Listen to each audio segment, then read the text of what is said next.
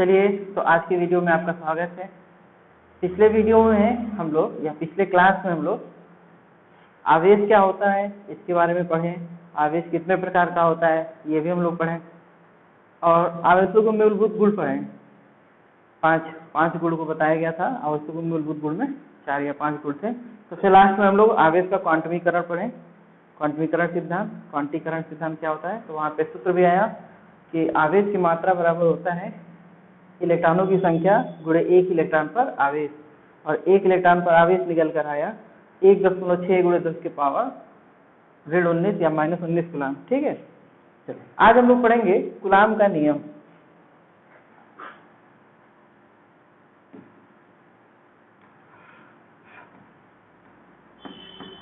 Coulomb का नियम।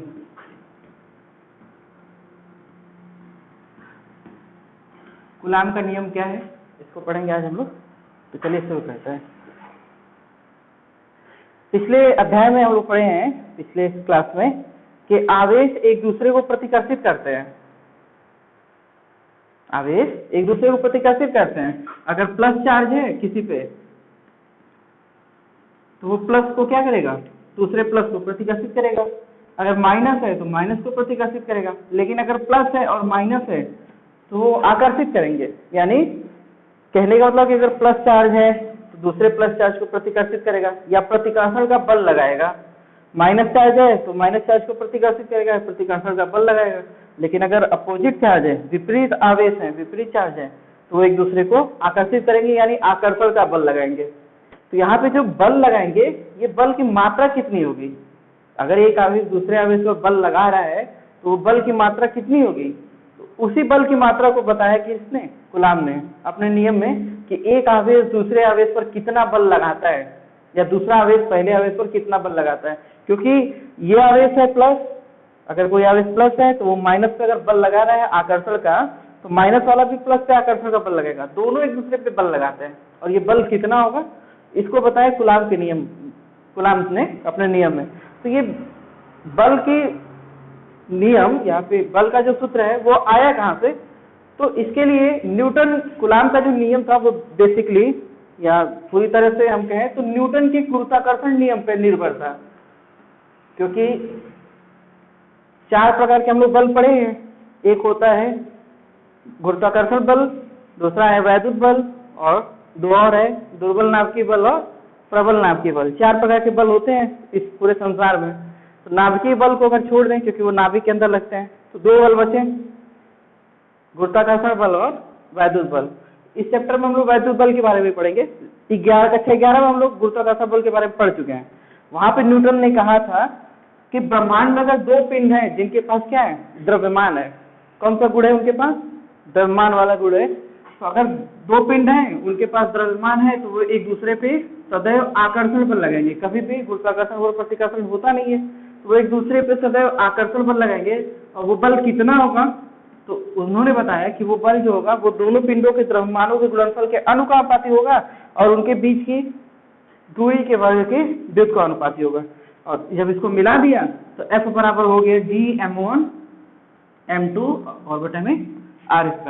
F बराबर हो गया Gm1 m2 बटे में r²। यानी ब्रह्मांड में उपस्थित किन्हीं 2 पिंडों के मध्य लगने वाला गुरुत्वाकर्षण बल उन पिंडों के द्रव्यमानों गुणनफल के अनुपाती, उनके बीच की दूरी के वर्ग के व्युत्क्रमानुपाती। जब अनुपाती चिन्ह को हटाया तो एक कांस्टेंट आया G, कांस्टेंट निकल के सामने आया G, जिसको हम लोग कहें सार्वत्रिक गुरुत्वाकर्षण नियतांक। और इसका नाम ही था सार्वत्रिक गुरुत्वाकर्षण नियतांक। क्यों इसका नाम पड़ा था ऐसे, क्योंकि ये जो नियतांक है ये कहीं भी चेंज नहीं होता है, कभी भी कहीं भी चेंज नहीं होगा, चाहे बीच में कुछ भी हो जाए।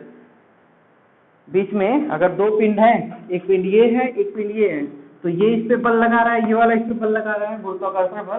तो बीच में अगर एक तीसरा पिंड आ जाएगा तो ऐसा नहीं हुआ कि इस पर लगने वाला बल कम हो जाएगा, नहीं, ये पिंड द्वारा इस पर जो बल लग रहा था उतना ही बल लगेगा, ये पिंड द्वारा इस पर जो बल लग रहा है उतना ही बल लगेगा।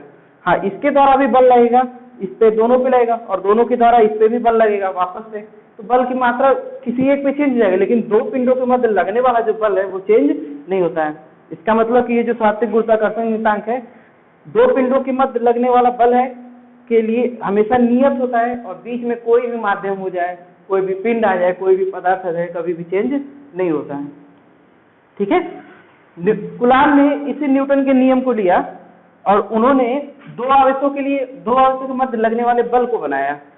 उन्होंने कहा कि अगर दो आवेश हैं, एक आवेश Q1 है और दूसरा आवेश Q2 है और उनके बीच की दूरी अगर r है, तो जैसे न्यूटन का गुरुत्वाकर्षण का नियम था उसी तरह कूलाम ने भी अपना नियम दिया कि इनके मध्य जो लगने वाला वैद्युत बल होगा, यानी जो आकर्षण या प्रतिकर्षण बल होगा, उन्होंने कहा कि जैसे उन पिंडों के पास द्रव्यमान होता है और द्रव्यमान के कारण गुण आता है गुरुत्वाकर्षण वाला, उसी तरह इनके पास क्या है, आवेश है, तो आवेश के कारण गुण आया वैद्युत बल वाला। तो उन्होंने कहा कि दो पिंडों के मध्य लगने वाला जो वैद्युत बल है, इनके आवेशों की गुणनफल के अनुपाती होगा। जैसे वहां द्रव्यमान के गुणनफल के अनुपाती, उसी तरह यहाँ पे आवेशों गुणनफल के अनुपाती तथा उनके बीच की दूरी के वर्ग के व्युत्क्रमानुपाती। जैसे हूबहू सेम वही था, न्यूटन के गुरुत्वाकर्षण नियम को कूलाम ने अपने नियम में लगाया और सेम रिजल्ट यही मिला कि उनके बीच की दूरी के वर्ग के व्युत्क्रमानुपाती और आवेशों के गुणनफल के अनुपाती। ठीक है, यहाँ तक तो एकदम सेम था। जब इन दोनों को मिला लिया गया तो F अनुपाती आया Q1 Q2 बटे में r²। ठीक है, अनुपाती चिन्ह को हटाएंगे तो कोई ना कोई कांस्टेंट जोड़ेंगे। तो चलो हमने यहाँ पे कांस्टेंट जोड़ दिया स्मॉल के, ठीक है, समझने के लिए स्मॉल के जोड़ दिया। F बराबर हो गया स्मॉल के Q1 Q2 बटे में r², जहाँ के क्या है, एक नियतांक है। जैसे वहां पे कैपिटल G एक नियतांक था, यहाँ पे कैपिटल स्मॉल के एक नियतांक है। तो कूलाम का नियम निकल के आया कि दो आवेशों के मध्य लगने वाला वैद्युत बल उन आवेशों के गुणनफल के अनुपाती और उनके बीच की दूरी के वर्ग के व्युत्क्रमानुपाती होता है, और साथ में एक नियतांक आ गया के। यहाँ पे जो नियतांक है सार्वत्रिक गुरुत्वाकर्षण वाला, सार्वत्रिक गुरुत्वाकर्षण नियतांक, वो दो पिंडों के मध्य लगने वाला जो बल होता है उसके लिए ये नियत होता है। मतलब बीच में कोई दूसरा पिंड या कोई दूसरा माध्यम आ जाए, इस कैपिटल G का मान चेंज नहीं होता है। ठीक है, यहाँ पे जो कांस्टेंट है ये कभी बदलता नहीं है। लेकिन यहाँ पे जो कांस्टेंट आया, यही थोड़ा सा अंतर है न्यूटन का गुरुत्वाकर्षण में और कूलाम के नियम में, कूलाम का वैद्युत बल का नियम में थोड़ा सा यही अंतर है कि यहाँ पे जो नियतांक होता है ये कभी भी चेंज नहीं होता है और ये नियतांक लगातार चेंज होते रहता है। कैसे चेंज होते रहता है? तो उन्होंने देखा, कूलाम ने अपने नियम में प्रैक्टिकल करने से उन्होंने देखा कि अगर बीच में कोई माध्यम आ जाए, जैसे मान लो हमने लकड़ी लगा दिया, बीच में कोई माध्यम लगा दिया, लकड़ी लगा दिया, तो जब लकड़ी लगा दिया बीच में, तो इसके द्वारा इस पर लगने वाला बल और इसके द्वारा इस पर लगने वाला बल चेंज हो गया। पहले मान लेते हैं कि इसके द्वारा इस पर 10 न्यूटन का बल लग रहा था और इसके द्वारा इस पर भी 10 न्यूटन का बल लग रहा था, लेकिन जब बीच में लकड़ी का हमने एक गुटका लगा दिया तो लगने वाला बल चेंज हो गया। आप बता सकते हैं कम होगा कि अधिक होगा? तो आंसर है जी, कम हो जाएगा। यहाँ पे इसके द्वारा लगने वाला बल हो गया 4 न्यूटन, तो वापस से इसके द्वारा भी लगने वाला बल हो गया 4 न्यूटन। यानी दो आवेशों के मध्य अगर हम कोई माध्यम रख दें या किसी माध्यम को हम चेंज कर दें, पहले क्या था, मान लेते हैं पहले हवा था, वायु था, अब हमने लकड़ी का गुटका रख दिया। जब लकड़ी का गुटका रख दिया तो इसके द्वारा इस पर लगने वाला बल परिवर्तित हो गया, इसके द्वारा इस पर लगने वाला बल परिवर्तित हो गया, घट गया। कोई दूसरा पदार्थ रख दें, चलो इसको हटा देते हैं, लकड़ी को हमने एक प्लास्टिक रख दिया, प्लास्टिक भी रख सकते हैं। चलिए अगर हम प्लास्टिक रख दें तो फिर कुछ और हो जाएगा, लकड़ी कुछ ज्यादा रोक रहा था, प्लास्टिक कुछ कम रोकेगा, प्लास्टिक कुछ ज्यादा रोकेगा। तो मान लीजिए इस पर लगने वाला बल 5 न्यूटन हो गया, इस पर भी लगने वाला बल 5 न्यूटन हो गया। यानी दो आवेशों के मध्य जो लगने वाला बल है वो उनके बीच के माध्यम पे निर्भर कर रहा है, डिपेंड करता है कि बीच में माध्यम कैसा है। ठीक है, और उसके हिसाब से यहाँ पे लगने वाला बल परिवर्तित होते रहता है। अगर बीच में कोई माध्यम नहीं था तो बल सबसे मैक्सिमम लग रहा था 10 न्यूटन का, एक के द्वारा दूसरे पे 10 न्यूटन का, दूसरे द्वारा पहले पे भी 10 न्यूटन का। लेकिन अगर बीच में हम माध्यम रख दिए तो लगने वाला बल क्या हो गया, चेंज हो गया, परिवर्तित हो गया, कम हो गया। ठीक है, जबकि न्यूटन के गुरुत्वाकर्षण नियम में ऐसा नहीं होता है, बीच में माध्यम कुछ भी हो कोई फर्क नहीं पड़ता है। और यहाँ पे हमने देखा कि बीच में माध्यम में फर्क पड़ता है। तो यही एक थोड़ा सा अंतर है न्यूटन के गुरुत्वाकर्षण नियम में और कूलाम के वैद्युत बल के नियम में, कि यहाँ पे जो नियतांक है वो नियतांक यानी दो आवेशों के मध्य जो लगने वाला वैद्युत बल है वो पूरी तरह से निर्भर करता है उन आवेशों के बीच के माध्यम पर। इसीलिए ये जो कैपिटल की स्मॉल की हमने लिखा है जो नियतांक है इसकी वैल्यू चेंज होती रहती है और यहाँ पे जो कैपिटल जी है इसकी वैल्यू चेंज नहीं होती रहती है। यहाँ पे कैपिटल के स्मॉल के जो हमने लिखा ये नियतांक इसको तो आप जान गए ये किस पर निर्भर करता है, माध्यम पर। ये माध्यम पर निर्भर करता है कि दो आवेशों के मध्य लगने वाला माध्यम कैसे। जरा इसकी वैल्यू निकालते हैं कि स्मॉल के की वैल्यू होती कितनी है। ठीक है, तो समझने की कोशिश करते हैं। चलिए, इतना तो समझ में आ गया होगा।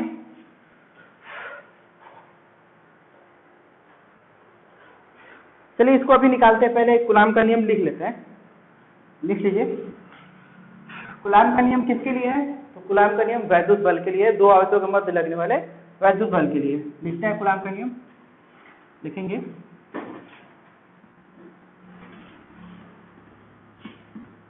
इस नियम के अनुसार, आप लिख सकते हैं इस नियम के अनुसार किन्हीं दो आवेशों के मध्य, इस नियम के अनुसार किन्हीं दो आवेशों के मध्य लगने वाला, किन्हीं दो आवेशों के मध्य लगने वाला वैद्युत बल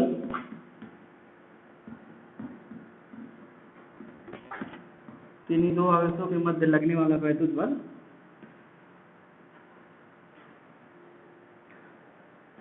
उन आवेशों के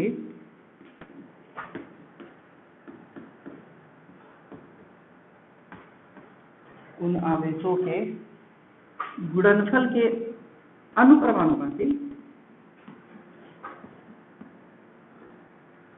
गुणनफल के अनुक्रमानुपाती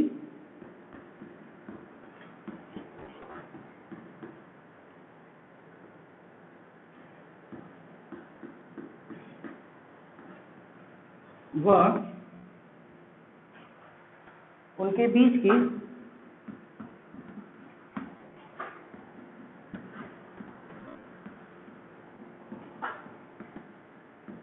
दूरी के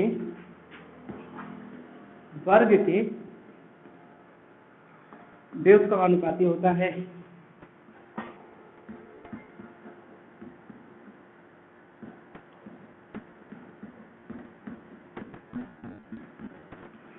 व्युत्क्रमानुपाती होता है अर्थात अगर दो आवेश हैं, एक आवेश Q1 है, दूसरा आवेश Q2 है और उनके बीच की दूरी R है, तब F बराबर होता है या F अनुपाती होता है Q1 Q2 और व्युत्क्रमानुपाती होता है R² के। जब अनुपाती चिन्ह हटाएंगे तो एक कांस्टेंट हो जाएगा, F बराबर स्मॉल के Q1 Q2 बटा में R²। इतना तक हो गया। और यहाँ पे जो नियतांक है, यह नियतांक दोनों माध्यमों, दोनों आवेशों के बीच के माध्यम पर निर्भर करता है। कैसे निर्भर करता है उसी को अब हम लोग को देखना है। चलिए देखना शुरू करते हैं।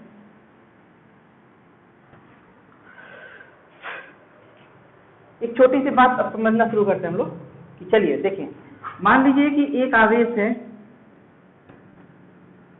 एक आवेश है Q1, ठीक है, इससे R दूरी पर एक दूसरा आवेश है Q2, इससे R दूरी पर एक दूसरा आवेश है Q2।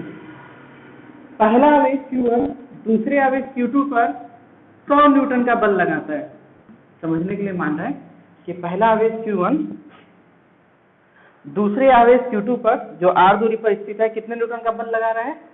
100 न्यूटन का बल लगा रहा है। ठीक है, कहने का मतलब कि यहाँ पे Q1 जो आवेश है ये Q2 पर 100 न्यूटन का बल लगा रहा है या 100 की ताकत से उसको, अगर विपरीत आवेश है तो खींच रहा है, समान आवेश है तो दूर भेज रहा है, प्रतिकर्षित कर रहा है। ठीक है, कितनी दूरी पर? R दूरी पर। तो क्या इस दिशा में R दूरी पर अगर वही आवेश Q2 हो तो कितना बल लगेगा? समझिए, आवेश Q1 से R दूरी पर Q2 आवेश था यहाँ पे, तो उस पर 100 न्यूटन का बल लग रहा है। अगर R ही दूरी पर, उतनी ही दूरी पर, इस आवेश से उतनी ही दूरी पर उतना ही परिणाम का, उतना ही मात्रा का आवेश Q2 फिर से रख दिया जाए यहाँ पे, यहाँ पर कितना बल लगेगा? आंसर है 100 ही न्यूटन का बल लगेगा। क्यों 100 न्यूटन का बल लगाएगा? क्योंकि जो लगने वाला बल है वो आवेशों की गुणनफल, आवेशों की मात्राओं के गुणनफल के अनुपाती और उनके बीच की दूरी के वर्ग के व्युत्क्रमानुपाती होता है। तो दूरी तो सेम है, आवेशों की मात्राएं भी सेम है। यहाँ पे भूल गए क्या? आवेशों की, यहाँ पे लिख सकते हैं मात्राओं के, मात्राओं, आवेशों की मात्राओं के, आवेशों की मात्राओं के लिख सकते हैं गुणनफल के अनुपात। तो कहने का मतलब कि अगर आवेश एक Q1 है तो उससे r दूरी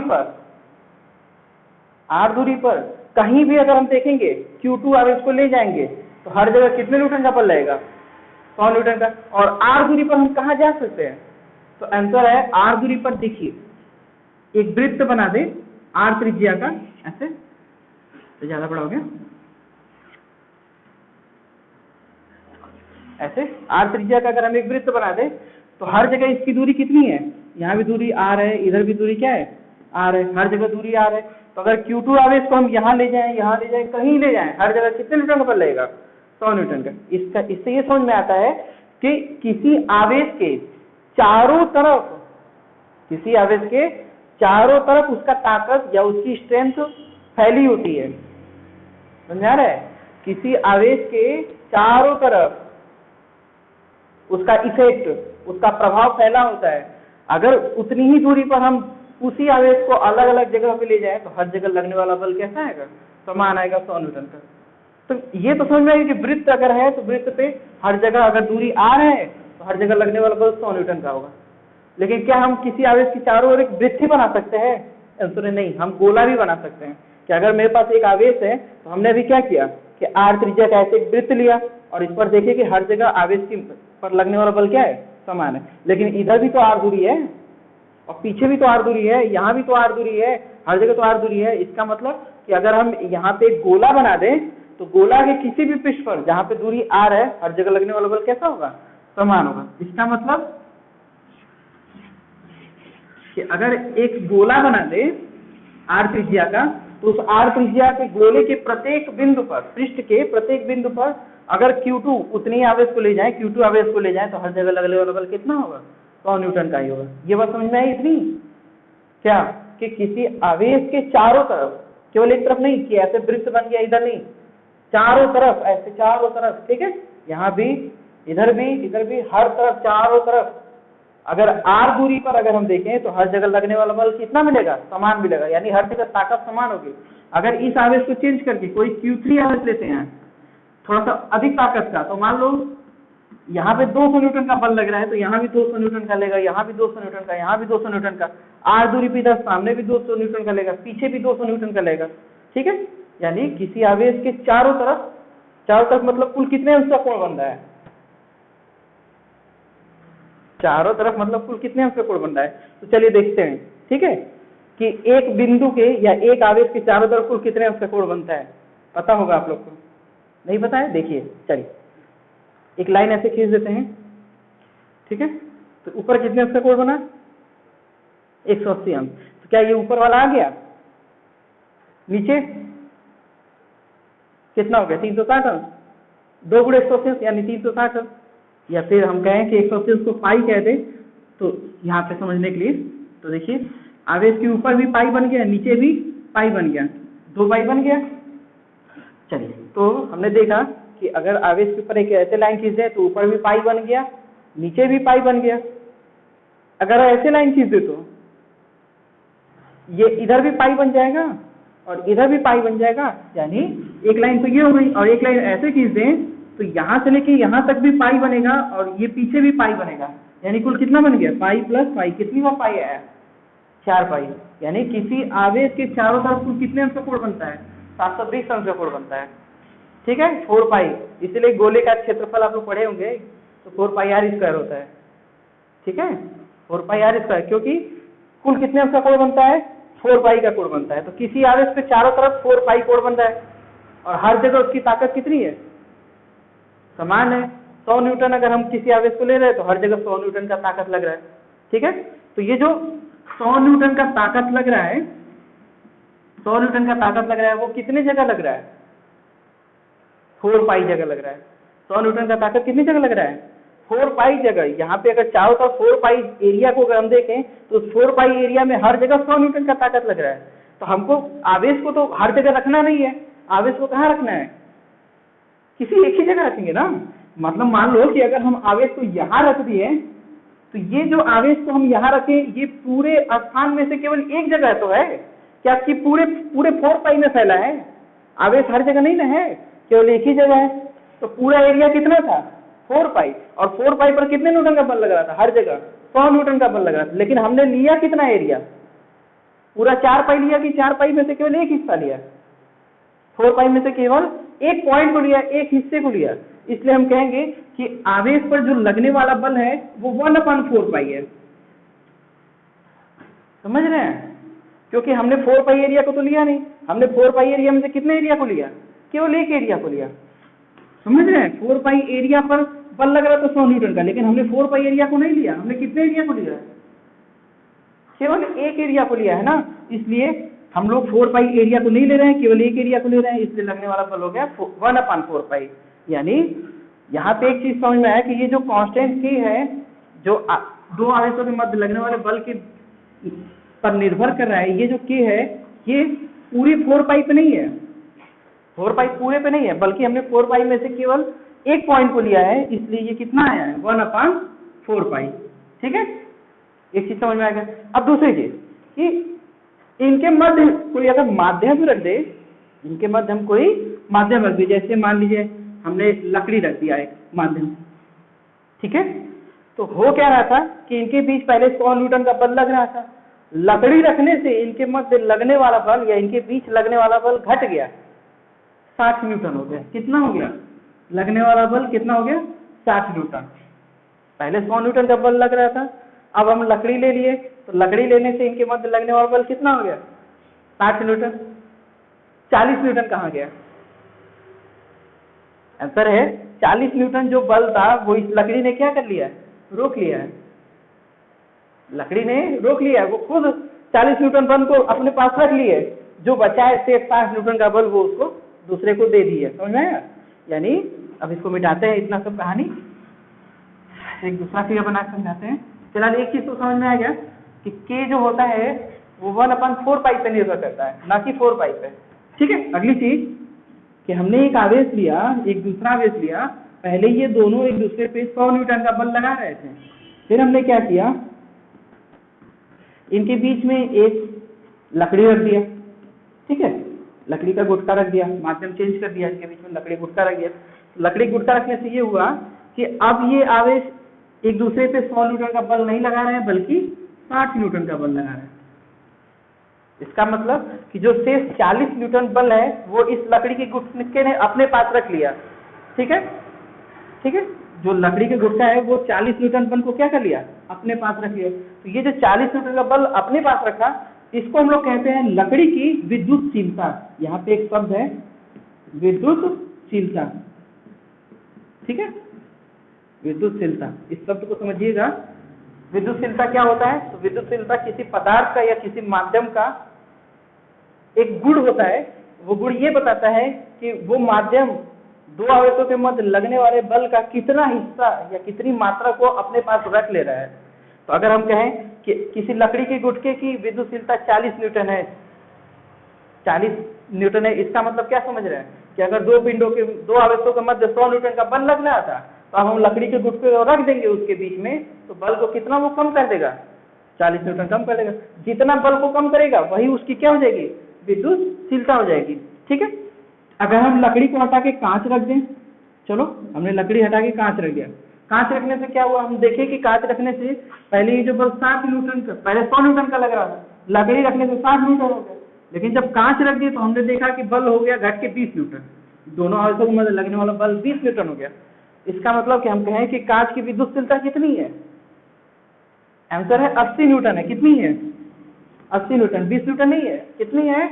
80 न्यूटन। क्यों? क्योंकि ये कांच जो है वो 80 न्यूटन के बल को अपने पास रख लिया, जो शेष बचा 20 न्यूटन वो उसको दे दिया। तो इस तरह से हम कह सकते हैं कि किसी माध्यम की विद्युतशीलता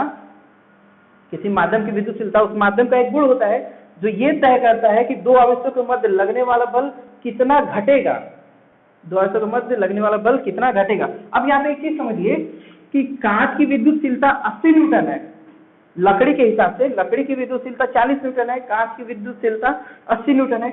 तो किसकी विद्युतशीलता अधिक है,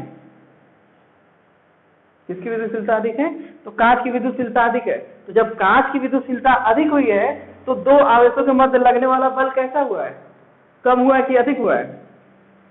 यानी जब हम इनके बीच में कांच रखे हैं और कांच की विद्युतशीलता 80 न्यूटन थी तो लगने वाला बल कितना था, 20 न्यूटन, घट गया था ना और कम हो गया था। और जब लकड़ी रख रहे थे जिसकी विद्युतशीलता 40 न्यूटन थी तो लगने वाला बल बढ़ गया था, 60 न्यूटन हो गया।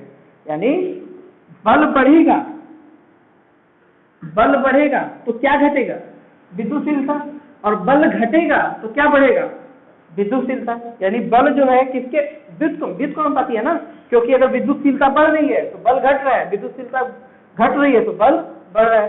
यानी जो बल है वो व्युत्क्रमानुपाती होता है किसके, विद्युतशीलता के, विद्युतशीलता के। बल जो है व्युत्क्रमानुपाती है विद्युतशीलता के। विद्युतशीलता को किससे प्रदर्शित करते हैं, तो विद्युतशीलता को यहाँ पे हम लोग कक्षा 12 के फिजिक्स में एप्सिलॉन से प्रदर्शित करते हैं। इसको हम लोग लिखते हैं एप्सिलॉन।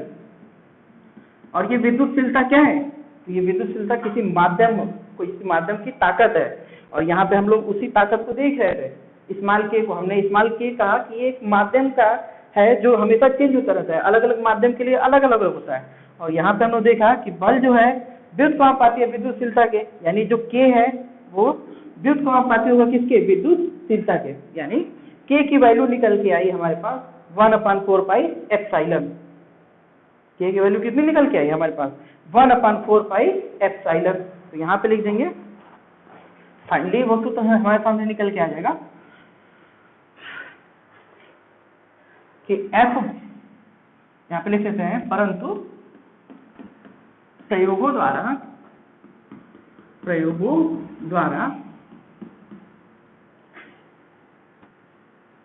प्राप्त हुआ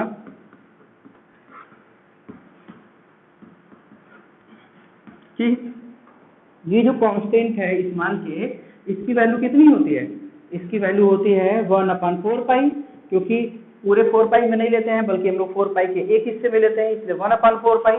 और साथ ही साथ एप्सिलॉन, एप्सिलॉन जो क्या है, माध्यम की विद्युतशीलता है कि वो लगने वाले बल को कितना घटा देता है, लगने वाले बल को कितना घटा देता है। तो के की वैल्यू निकल के 1/4 पाई एप्सिलॉन। इसलिए हमारा सूत्र हो जाएगा, इसलिए हमारा जो सूत्र हो जाएगा F बराबर होगा 1/4 पाई एप्सिलॉन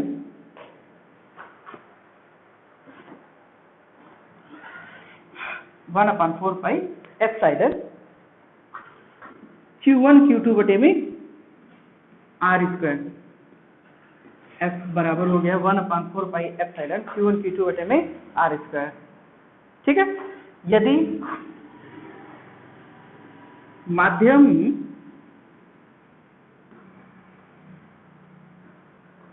M हो, कोई माध्यम हो, हमने मान लिया माध्यम M हो, तब लगने वाला दो आवेशों के मध्य लगने वाला बल Fm से अगर हम दिखाएं, दो आवेशों के मध्य लगने वाला बल Fm बराबर होगा 1/4 पाई एप्सिलॉन M। M क्या लिख दिए, हमने माध्यम लिख दिया, कोई माध्यम है, ठीक है, Q1 Q2 बटे में R स्क्वायर। ठीक है, तो Fm बराबर हो गया 1/4 pi epsilon M Q1 Q2 बटे में R स्क्वायर। नोट कर लीजिए इतना।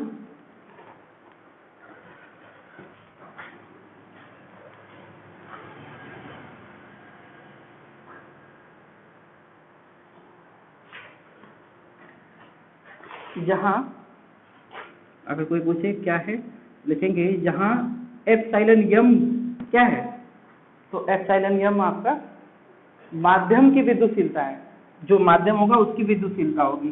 ठीक है, जहां एप्सिलॉन M बराबर माध्यम की विद्युतशीलता, माध्यम की विद्युतशीलता, ठीक, माध्यम की विद्युतशीलता। यदि ये जो माध्यम है वो निर्वात हो, निर्वात मतलब जहाँ पे कोई माध्यम ही नहीं होता है, ठीक है। यदि वो माध्यम निर्वात हो, जिसको हम लोग फ्री स्पेस भी कहते हैं, तब क्या होगा, यदि लिखें, यदि माध्यम निर्वात हो,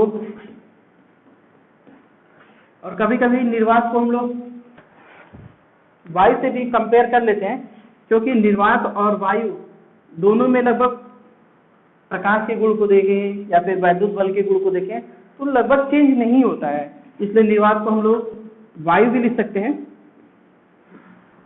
यदि माध्यम निर्वात हो या वायु हो, तब जो लगने वाला बल होता है F, उसको हम लोग लिख देंगे F बराबर 1/4 पाई एप्सिलॉन, और यहाँ पे नॉट लगा देते हैं।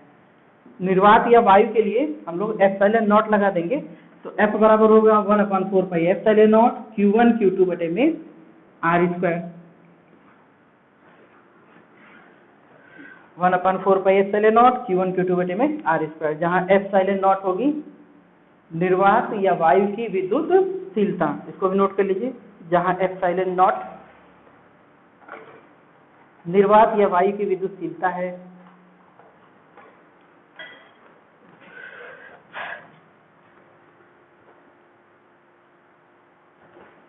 ठीक है। चाहो तो यहाँ पे F नॉट से भी दिखा सकते हैं, वैसे F नॉट की जरूरत नहीं है,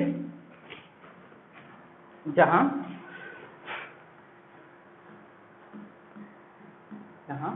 एप्सिलॉन नॉट बराबर निर्वात या वायु की विद्युतशीलता, निर्वात या वायु की विद्युतशीलता, ठीक है। अब आपसे अगर एक क्वेश्चन किया जाए कि कहां पर लगने वाला बल अधिक है, यहां लगने वाला बल अधिक है कि यहां लगने वाला बल अधिक है, मतलब दो आवेश हैं, एक आवेश Q1 है और दूसरा आवेश Q2 है, ठीक है। आपसे पूछा जाए कि कहां लगने वाला बल अधिक है, यदि उनके बीच में कुछ ना हो तब लगने वाला बल अधिक है, या उनके बीच में कोई माध्यम हो तब लगने वाला बल अधिक है।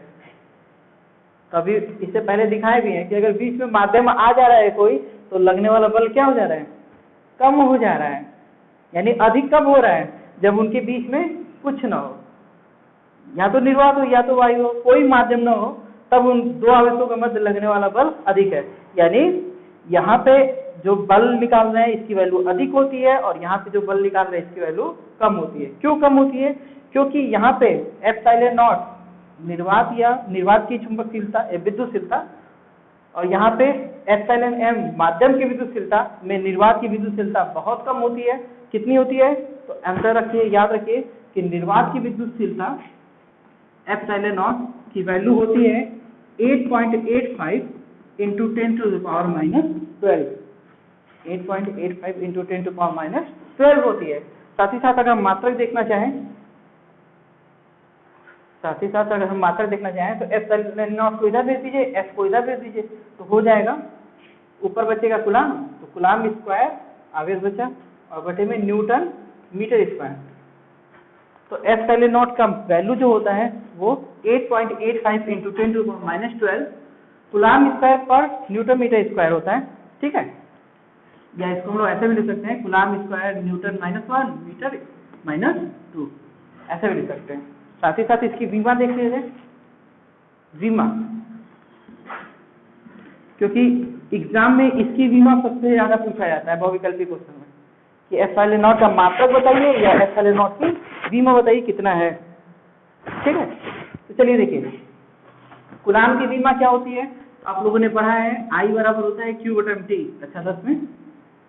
विद्युत धारा बराबर आवेश बटा में समय, विद्युत धारा का मात्रक एम्पियर, विमा कैपिटल A होती है, और समय का मात्रक सेकेंड, विमा T होगी।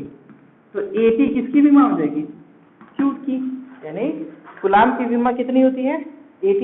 यहाँ पे कूलाम स्क्वायर है इसलिए विमा हो जाएगी A स्क्वायर T स्क्वायर, ठीक है।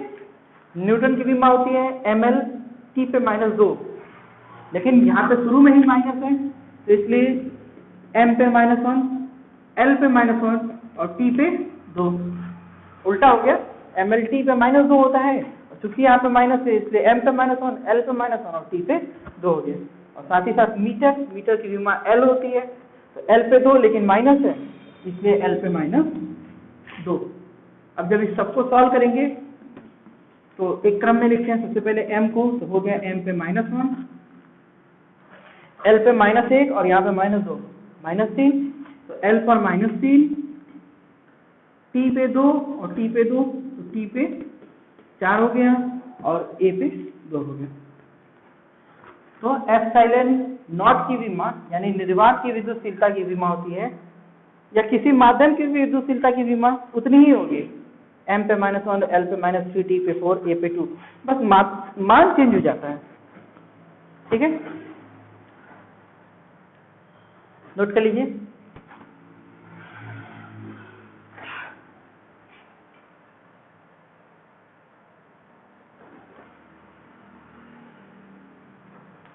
हो गया।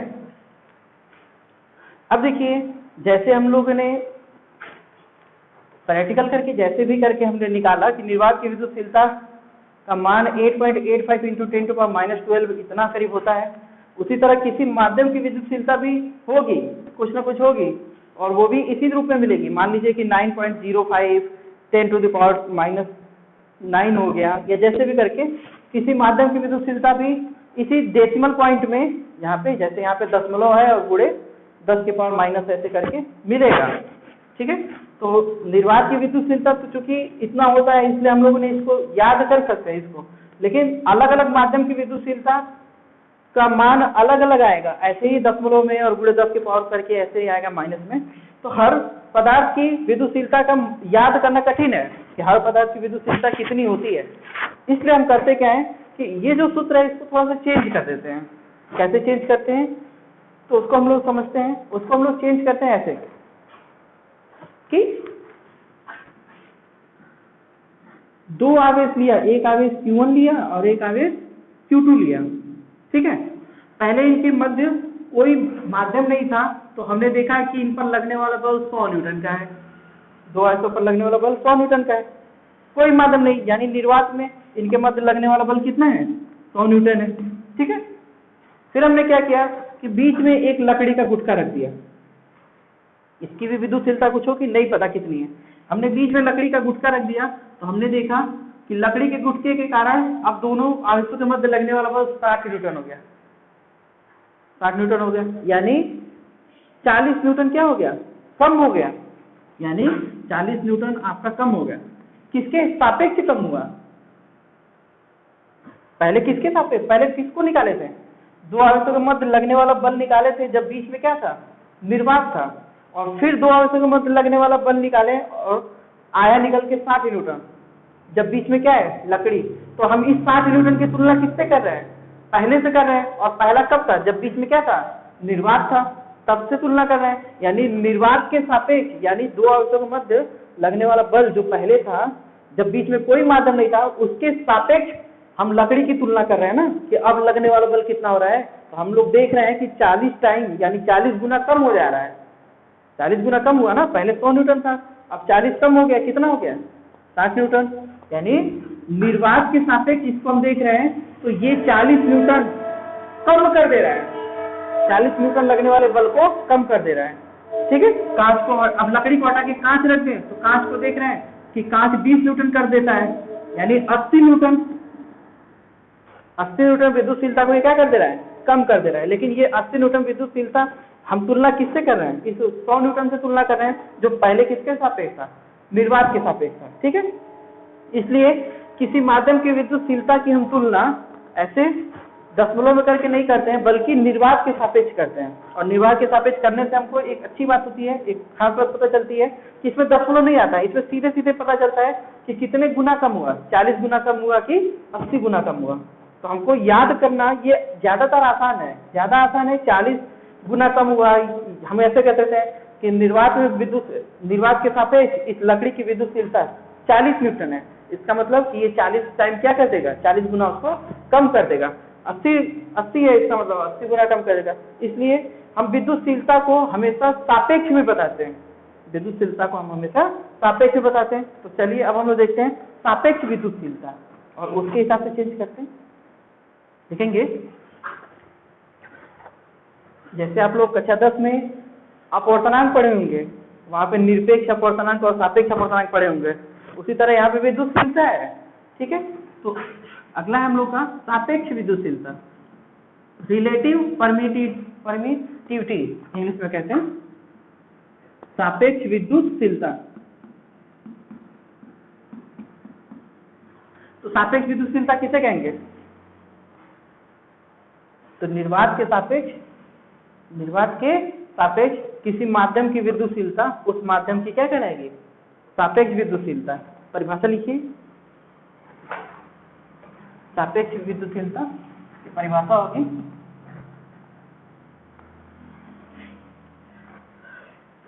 निर्वात के सापेक्ष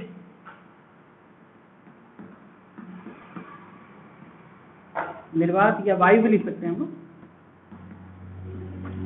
निर्वात के सापेक्ष या वायु के सापेक्ष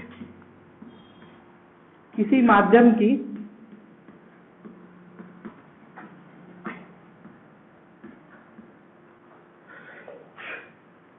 विद्युतशीलता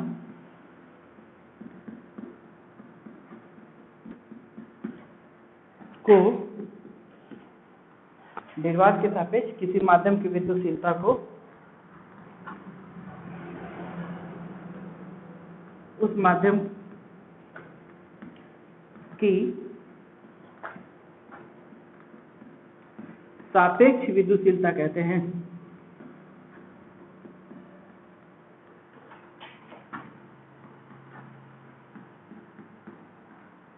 सापेक्ष विद्युतशीलता कहते हैं।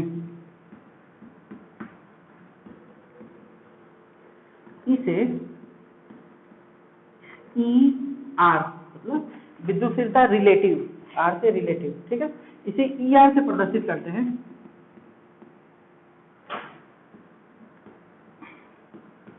इसे ER से प्रदर्शित करते हैं।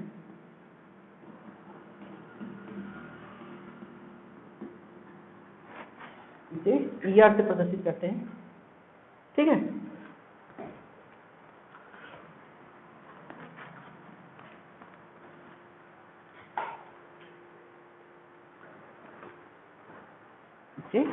ER से प्रदर्शित करते हैं। तो सूत्र हमारा होता है सापेक्ष विद्युतशीलता बराबर ER बराबर, सापेक्ष विद्युतशीलता को हम लोग ER से लिखा है, तो ER बराबर होता है, किसके सापेक्ष निकाल रहे हैं? तो हम लोग निकाल रहे हैं वायु के सापेक्ष या निर्वात के सापेक्ष। किसके? जिस माध्यम की विद्युतशीलता को निकाल रहे हैं। तो अगर हम EM यानी M माध्यम वाले विद्युतशीलता को देख रहे हैं तो निर्वात के सापेक्ष यानी एप्सिलॉन नॉट के अनुपात में EM को अगर देख रहे हैं तो यहाँ पे ER हुआ। तो इसको पढ़ेंगे M माध्यम की निर्वात के सापेक्ष विद्युतशीलता ER बराबर होगा M माध्यम की विद्युतशीलता बटे में निर्वात की विद्युतशीलता, ठीक है। ER बराबर हो गया EM अपान E0। फिर से सुन लीजिए, M माध्यम की निर्वात के सापेक्ष विद्युतशीलता, इसको पढ़ेंगे क्या? M माध्यम की, ऊपर M माध्यम है ना, इसलिए पढ़ेंगे M माध्यम की निर्वात के सापेक्ष विद्युतशीलता बराबर M माध्यम की विद्युतशीलता बटे में निर्वात की विद्युतशीलता, ठीक है। लिख लेते हैं इसको, M माध्यम की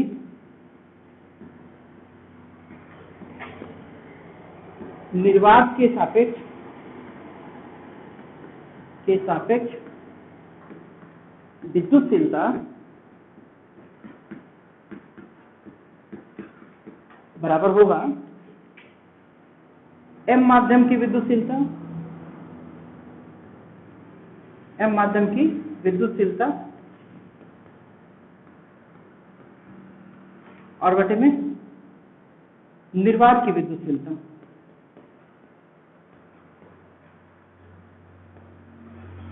निर्वात की विद्युतशीलता। अब इस सूत्र से हम लोग को एक फायदा ये मिलता है कि यहाँ पे इसकी वैल्यू 8.85 इंटू 10⁻⁻12 होती है और इसकी भी वैल्यू कुछ करके पॉइंट करके 10⁻⁻ कुछ होगा। तो यहाँ पे जो पॉइंट में है या 10 टू द पावर जो है वो सब कट जाते हैं, और जब इसको सॉल्व करते हैं तो सापेक्ष विद्युतशीलता जो हमको मिलती है वो हमेशा एक पूर्ण संख्या के रूप में मिलती है। 2 मिलेगी, 3 मिलेगी, 40 मिलेगी, 60 मिलेगी, 50 मिलेगी, 5 मिलेगी। एग्जाम में ये 2 साल पहले क्वेश्चन पूछा भी था कि इस माध्यम की विद्युतशीलता कितनी होती है। 1 था, 2 था, 3 था, 4 था, 5 था, ऐसे ऑप्शन भी थे। तो जो सबसे हाईएस्ट था वही हम लोगों ने लगा दिया, वही सही भी था। ठीक है, तो ई आर बराबर हो गया एप्सिलॉन, यानी एप्सिलॉन आर बराबर हो गया epsilon M upon epsilon naught. ठीक है, इसको समझ गए। अब यहाँ पे एक छोटी सी बात कि अगर हम एम माध्यम के निर्वात के सापेक्ष विद्युतशीलता न देख के निर्वात की सापेक्ष विद्युतशीलता देखें कितना होगा। यहाँ पे एम माध्यम का नहीं देख रहे हैं, एक छोटा सा यहाँ पे प्रैक्टिकल करते हैं। छोटा सा प्रैक्टिकल मतलब हम निकालना चाहते हैं निर्वात की विद्युतशीलता किसके सापेक्ष, निर्वात के सापेक्ष। हम निकालना चाहते हैं निर्वात की विद्युतशीलता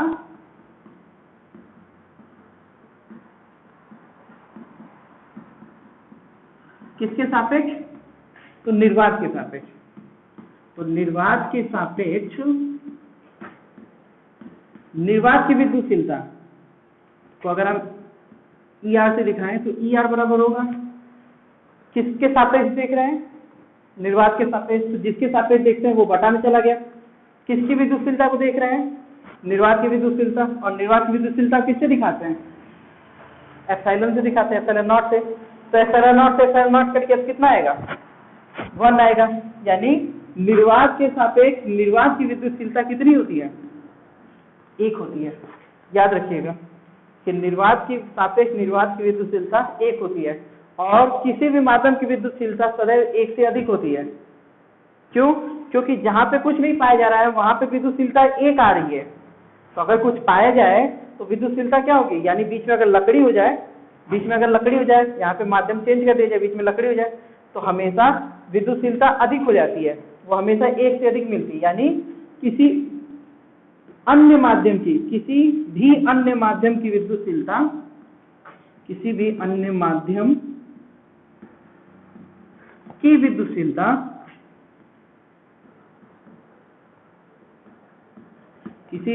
माध्यम की विद्युतशीलता सदैव 1 से अधिक होती है, 1 से अधिक होती है। किसी भी अन्य माध्यम की विद्युतशीलता सदैव 1 से अधिक होती है। ठीक है, यानी ई आर की वैल्यू सदैव ग्रेटर देन 1 होती है किसी भी अन्य मीडियम के लिए। और अगर इसकी वैल्यू हमेशा 1 से अधिक होती है तो लगने वाला बल क्या होगा, 1 से सदैव कम होगा। क्योंकि हम लोगों ने पढ़ा है कि विद्युतशीलता बल के व्युत्क्रमानुपाती होती है। ये हम लोगों ने पीछे पढ़ा है कि विद्युतशीलता बल के व्युत्क्रमानुपाती होती है। यानी किसी भी अन्य माध्यम को ले हम लोग तो लगने वाला बल हमेशा क्या होगा, कम होगा। किसकी तुलना में, निर्वात की तुलना में। ठीक है, अब एक चीज और कि यहाँ पे जो सापेक्ष विद्युतशीलता है इसको एक और नाम से जानते हैं हम लोग। ठीक है, एम माध्यम की निर्वात के सापेक्ष जो विद्युतशीलता है इसको एक और नाम से जानते हैं, और वो नाम हम लोग यहाँ पे यूज करेंगे। उसको हम लोग कहते हैं माध्यम का परावैद्युतांक। ठीक है, तो लिखेंगे ई आर को, सॉरी इसको मिटा देते हैं, तो नोट कर लिए होंगे आप लोग। यहाँ पे एक छोटी सी पॉइंट रह गया है इस चैप्टर में। अभी फिलहाल आज के टॉपिक में लिखते हैं ई आर को हम माध्यम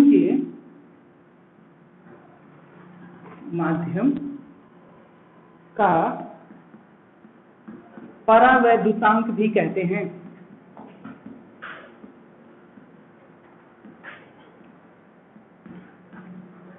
जो ये सापेक्ष विद्युतशीलता है इसको हम लोग माध्यम का परावैद्युतांक भी कहते हैं। इसे कैपिटल के से प्रदर्शित करते हैं, इसे कैपिटल के से प्रदर्शित करते हैं, इसे कैपिटल के से प्रदर्शित करते हैं। तो हमारा सूत्र आ जाएगा कैपिटल के बराबर epsilon M upon epsilon naught. ठीक है, जहाँ कैपिटल के क्या है, m माध्यम की निर्वात के सापेक्ष विद्युतशीलता है, यानी निर्वात के सापेक्ष m माध्यम की विद्युतशीलता, यानी विद्युतशीलताओं के अनुपात को हम लोग उस माध्यम का परावर्तकांक कहते हैं, और इसको हम लोग दिखाते हैं कैपिटल K से। ठीक है, तो यहाँ से अगर हम m माध्यम की विद्युतशीलता निकालना चाहें, यहाँ से अगर हम एप्सिलॉन m को निकालना चाहें तो एप्सिलॉन m किसके बराबर होगा, एप्सिलॉन नॉट इंटू K के बराबर होगा, यानी m माध्यम की विद्युतशीलता बराबर होगा निर्वात की विद्युतशीलता गुणे माध्यम का परावैद्युतांक। ठीक है, ये एग्जाम में कभी कभी डिराइव करने के लिए भी आता है कि सिद्ध कीजिए कि एप्सिलॉन m बराबर होता है एप्सिलॉन नॉट इंटू K। ठीक है, या फिर रिलेशन में कभी कभी पूछ देता है, या इससे कभी कभी सवाल भी आ जाते हैं बोर्ड परीक्षा में। ठीक है, तो यहाँ पे देखिए m माध्यम की विद्युतशीलता बराबर हो गया एप्सिलॉन नॉट इंटू K, जहाँ पे एप्सिलॉन नॉट है निर्वात की विद्युतशीलता और K क्या है, माध्यम का परावैद्युतांक, जिस माध्यम की हम बात कर रहे हैं। अगर लकड़ी दे रहे हैं तो लकड़ी का परावैद्युतांक, ठीक है, माध्यम का परावैद्युतांक। ठीक है, अब यहाँ पे देखिए हम लोगों ने देखा था कि यम माध्यम है, तो यम माध्यम के लिए बल बराबर हो गया 1/4 pi epsilon m q1 q2 बटे में r स्क्वायर, जहाँ पे एप्सिलॉन m क्या था, माध्यम की विद्युतशीलता, और माध्यम की विद्युतशीलता हमने निकाला कितना आया, एप्सिलॉन नॉट इंटू K आया। इसलिए सबसे लास्ट में हम लोग का जाके फाइनली कूलाम के नियम का सूत्र आ रहा है, जिसको आप लोग को याद करना है कि m माध्यम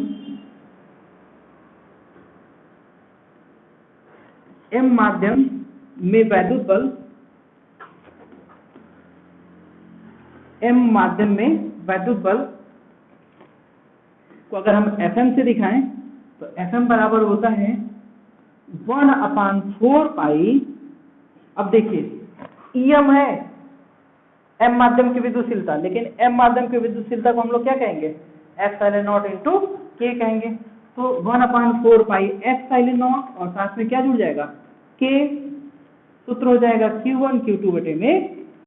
तो फाइनली हमारा सूत्र निकल के आया Fm बराबर, यानी m माध्यम में वैद्युत बल Fm बराबर हो गया 1/4 pi epsilon not K Q1 Q2 बटे में r स्क्वायर, जहाँ एप्सिलॉन नॉट है निर्वात की विद्युतशीलता और कैपिटल K है माध्यम का परावैद्युतांक। एक यहाँ पे छोटा सा चीज है कि कैपिटल K की वैल्यू निर्वात के लिए कितना होता है, यानी निर्वात का परावैद्युतांक कितना होता है, तो इसको हम लोगों ने पीछे निकाला भी है। यहाँ पे एक बार फिर से लिख देते हैं, निर्वात का परावैद्युतांक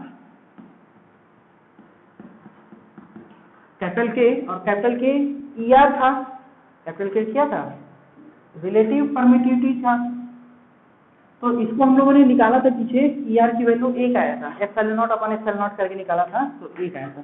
तो निर्वात का परावैद्युतांक हमेशा कैपिटल A मतलब कैपिटल K का मान 1 होता है, यानी अगर कोई क्वेश्चन आपको दे और कहे कि माध्यम जो है निर्वात है, तो वहाँ पे केवल 1/4 pi epsilon not Q1 Q2 बटे में r स्क्वायर करके काम चला लेंगे, बीच में माध्यम कैपिटल K की जगह कितना लिख देंगे, 1 लिख देंगे।